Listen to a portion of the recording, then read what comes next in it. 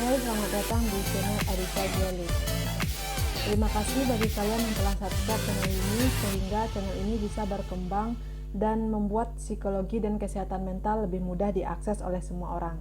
Sekali lagi terima kasih. Pada video kali ini kita akan membahas tentang bagaimana trauma masa kecil membentuk kepribadian. Pernahkah kamu bertanya-tanya bagaimana pengalaman masa kecil kamu membentuk kepribadian kamu saat kamu tumbuh dewasa?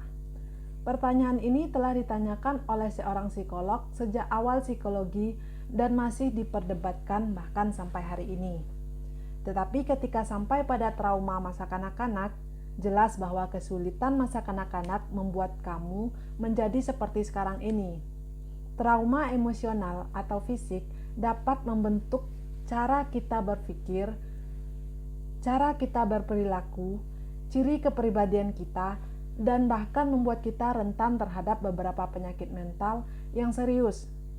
Jadi inilah bagaimana trauma masa kecil dapat membentuk kepribadian kita. Nomor 1, menjadi perfeksionis. Apakah kamu seorang perfeksionis dengan standar yang sangat tinggi? Apakah kamu merasa perfeksionisme yang kamu miliki menahan kamu?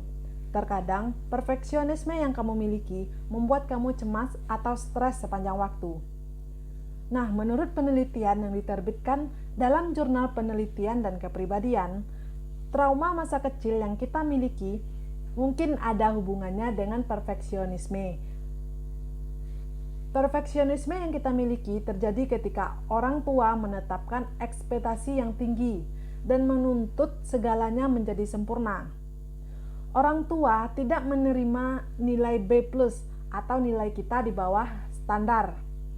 Kita dipaksa harus mendapatkan nilai sempurna, nilai 100, paling tidak 90.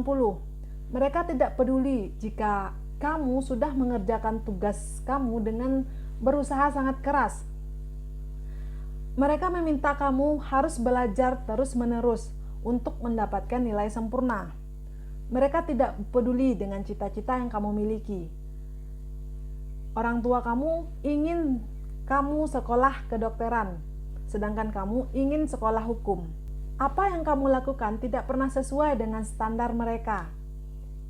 Nah, jika demikian, kamu pasti memahami kelelahan yang muncul karena tidak pernah merasa cukup baik untuk orang tua kamu.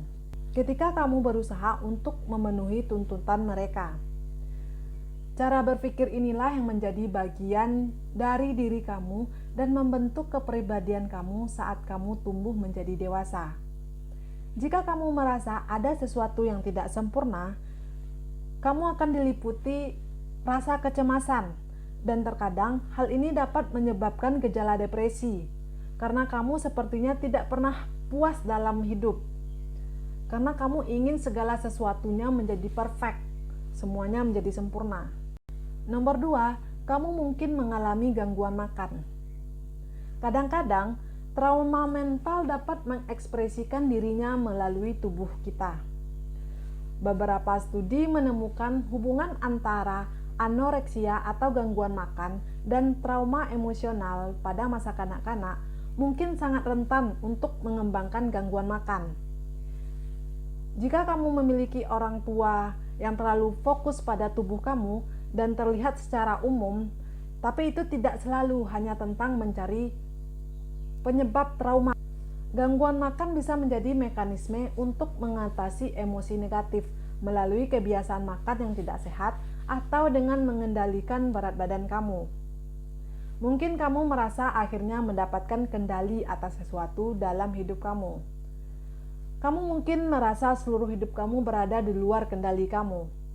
Tapi setidaknya kamu masih memiliki kapasitas atas tubuh kamu dengan mengendalikan makanan kamu atau makan makanan yang tidak sehat. Dan kamu menjadikan makanan sebagai sahabat kamu dan berpaling atau melampiaskan segala sesuatunya terhadap makanan. Ketika kamu merasa hidup kamu sedih. Nomor 3, kamu bersifat childish atau bertingkah kekanak-kanakan. Apakah kamu terkadang bertingkah sedikit terlalu kekanak-kanakan? Trauma terkadang bisa membuatmu terjebak di masa kecilmu. Semua perasaan yang mungkin kamu alami, rasa malu, rasa bersalah, rasa takut, menarik kamu kembali, dan terkadang membuat kamu takut menjadi dewasa. Mungkin kamu merasa tidak dapat membuat keputusan untuk diri kamu sendiri, atau kamu tidak mampu menangani tekanan yang didapat oleh orang dewasa. Menjadi dewasa dapat membuat kamu merasa sangat kewalahan, sehingga inner child kamu meminta untuk beralih ke anak-anak. Hal ini disebut regresi usia, dan ini adalah mekanisme pertahanan psikologis, di mana kamu kembali ke beberapa perilaku seperti anak kecil untuk membantu kamu mengatasi hal-hal yang merasa menurut kamu hal itu memberi tekanan terhadap kamu. Regresi usia dapat menjadi gejala dari beberapa gangguan mental yang serius. Kadang-kadang kamu mungkin mengalami kemunduran sementara sebagai respon ke peristiwa yang membuat kamu stres, atau saat dipicu oleh ingatan atau peristiwa traumatis mungkin sulit untuk diatasi karena orang menganggap kamu kekanak-kanakan dan tidak dewasa. Tetapi penting untuk diingat bahwa kamu masih mampu menjalani hidup kamu sepenuhnya. Nomor 4, kamu mengembangkan keterikatan yang tidak aman. Kita tidak bisa berbicara tentang trauma masa kecil jika kita tidak menyebut teori keterikatan. Menurut teori keterikatan, ketika kamu masih kecil, cara berpikir kamu dibentuk tergantung bagaimana orang tua kamu memperlakukan kamu. Jika orang tua kamu mencintai dan peduli pada kamu akan belajar bahwa kamu dapat mempercayai orang seperti yang orang tua kamu lakukan. Kamu belajar bahwa kamu adalah seseorang yang pantas mendapatkan cinta. Maka ini disebut keterikatan yang aman. Tetapi jika orang tua kamu mengabaikan kamu seperti mereka tidak menanggapi kesedihan kamu, tangisan kamu, atau kesenangan kamu, mungkin kamu telah mengembangkan keterikatan yang tidak aman. Yang berarti bahwa sekarang kamu memiliki perasaan rendah diri dan berpikir orang lain tidak dapat dipercaya, atau kamu memiliki ketakutan yang kuat orang-orang akan menolak kamu. Nah, itulah tentang pembahasan bagaimana trauma masa kecil membentuk kepribadian kamu. Kamu mungkin tidak bisa memilih dilahirkan dari orang tua yang seperti apa, tapi kamu bisa memilih untuk menciptakan orang tua yang seperti apa kamu nantinya.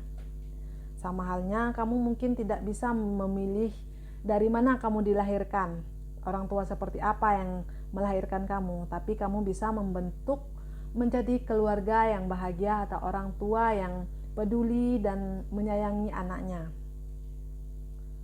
Jadi, bagaimana pengalaman masa kecil kamu membentuk kamu menjadi diri kamu yang saat ini? Saya ingin tahu bagaimana kamu menghadapinya. Contoh-contoh yang disebutkan hanya beberapa dari banyaknya kejadian. Silakan bagikan pengalaman yang kamu miliki di dalam kolom komentar. Saya berharap bahwa dengan berbagi pengalaman kamu menyadari bahwa kamu tidak pernah sendiri. Dan kamu juga menyadari bahwa masih banyak orang yang memiliki pengalaman yang sama seperti kamu. Jika kamu merasa video ini bermanfaat, jangan lupa klik tombol suka dan bagikan dengan teman kamu. Subscribe dan tekan icon lonceng notifikasi untuk lebih banyak konten yang seperti ini. Seperti biasa, terima kasih telah menonton. See you in the next video. Bye-bye.